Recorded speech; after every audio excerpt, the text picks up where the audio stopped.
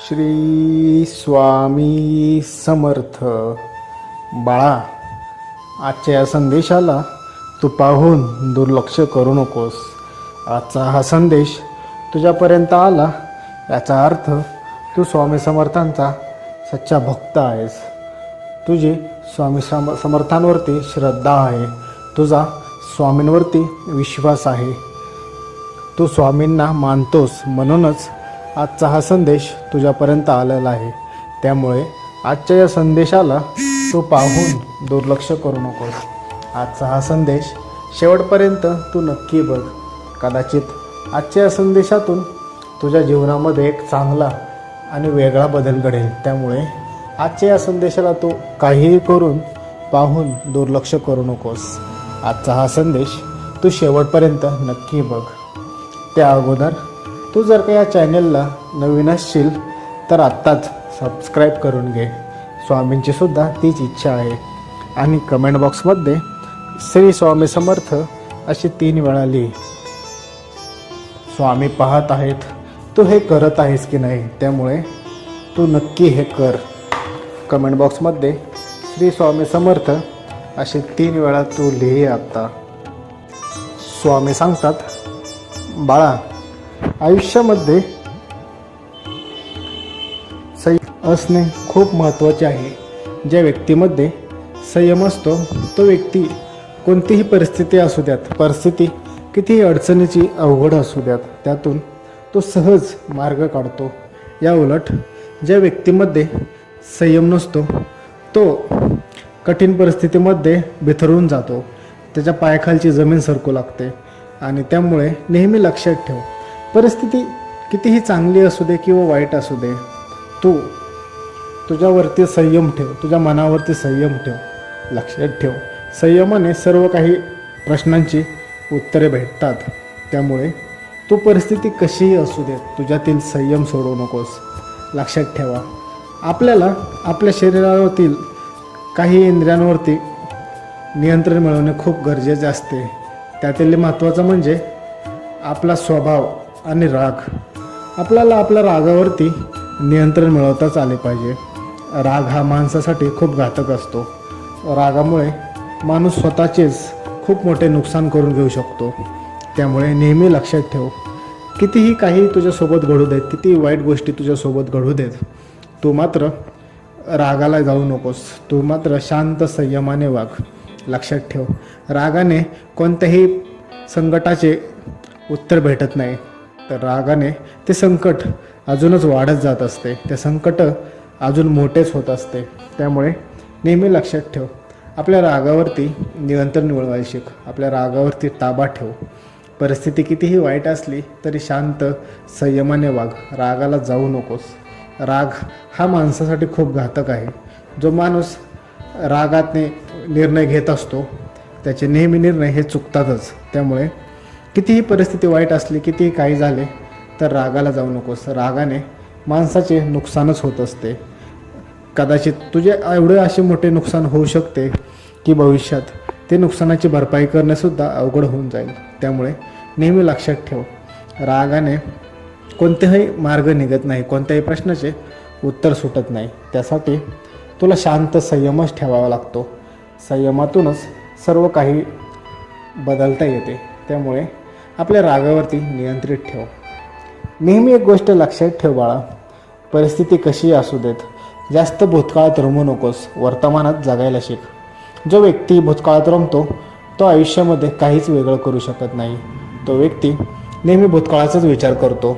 त्याच्यावरती घडणाऱ्या सर्व गोष्टींना तो त्याच्या भूतकाळालाच दोषी देत असतो.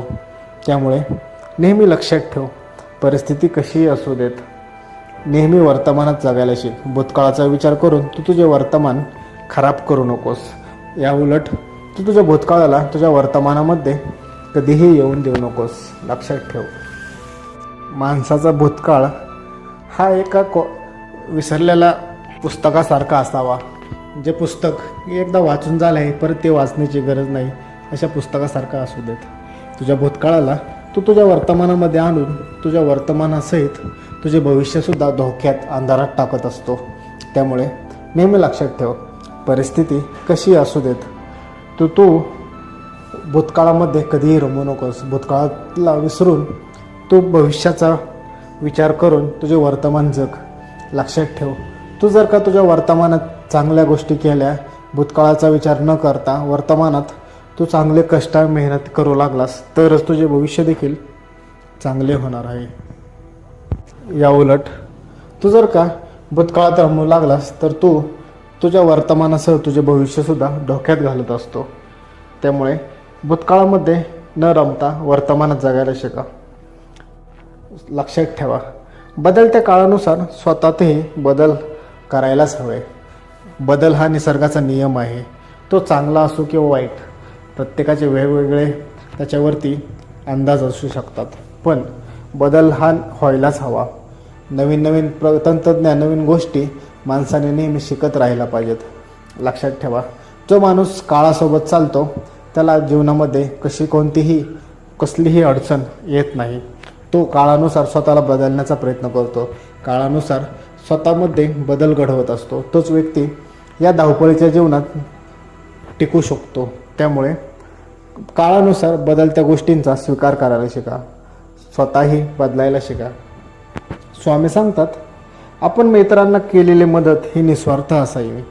मदत करताना आपल्या मनामध्ये कोणतीही बदलाची भावना नसावी. मदत केलेली ही नेहमी निस्वार्थ असावी. तुम्ही एखाद्याला मदत केली, त्याच्या बदल्यात तुम्हाला काहीतरी भेटणार म्हणून तुम्ही त्याला मदत करू नकात. मदत ही निस्वार्थ असली पाहिजे. लक्षात ठेवा, जो व्यक्ती एखाद्याला मदत केलेली गोष्ट डाव्या हाताने केलेली उजव्या हाताला सुद्धा कळू देत नाही, त्या व्यक्तीला न मागताच आयुष्यामध्ये सर्व काही भेटत असते. या उलट मी याची मदत केली, मी याला मदत केली म्हणून मला असा फायदा होईल, मला त्याचा फायदा होईल असा विचार करून जे लोक दुसऱ्यांना मदत करतात त्या व्यक्तींच्या पदरी नेहमी निराशाच असते. लक्षात ठेवा, तुम्ही एका गरजूची निस्वार्थ मदत करा, देव तुमची मदत करेल. तुम्ही 10 जणांच्या मदतीला जाचाल, देव 100 वेळा तुमच्या मदतीला येईल. फक्त नेहमी लक्षात ठेवा, मदत ही निस्वार्थ करा. मदत करताना आपल्या मनामध्ये कोणतीही वेगळी भावना येऊ देऊ नकात. आपल्या मनामध्ये कोणतेही कपट नसू देत. मदत करताना कोणालाही न कळता गुप्त करावी. त्यामुळेच तुमच्या मदतीला देवसुद्धा तुमच्या गरजेला येतील. स्वामी सांगतात, माणसाने आपले कर्म करत राहायचे असते, परिस्थिती कशीही असू द्यात. जो व्यक्ती परिस्थितीला आहे त्या परिस्थितीला स्वीकारून पुढे जाण्याचा प्रयत्न करत असतो, तो व्यक्ती आयुष्यात नेहमी पुढे जातो. त्याला प्रगती करू वाटते, त्यामुळे तो कष्टसुद्धा घेत असतो. या उलट जो व्यक्ती परिस्थिती कशी असली तरी काहीही करत नाही आणि स्वतःच्या कर्माला दोष देत असतो, स्वतःच्या नशिबाला दोष देत असतो, तो व्यक्ती आयुष्यात कधीही पुढे जात नाही. त्यामुळे नेहमी लक्षात ठेवा, परिस्थिती कशीही असू द्यात, कितीही बिकट असू द्यात, त्याला भक्कमपणे तोंड द्या, त्याला सामोरे जावा. नक्कीच एक दिवस हा तुमचा येईल की तुम्हाला पाहिजे ते सर्व सुख, आनंद, सर्व गोष्टी मिळतील. तोपर्यंत संयमाने आणि जिद्दीने कष्ट करत राहा. एक दिवस हा तुमचा नक्कीच येईल, ज्या दिवशी तुम्ही सर्व काही मिळवचाल. त्या दिवस येईपर्यंत तुम्ही वाट बघा. तो दिवस येणारा दिवस हा नक्की तुमचाच असेल, फक्त आणि फक्त तुमचाच. श्री स्वामी समर्थ.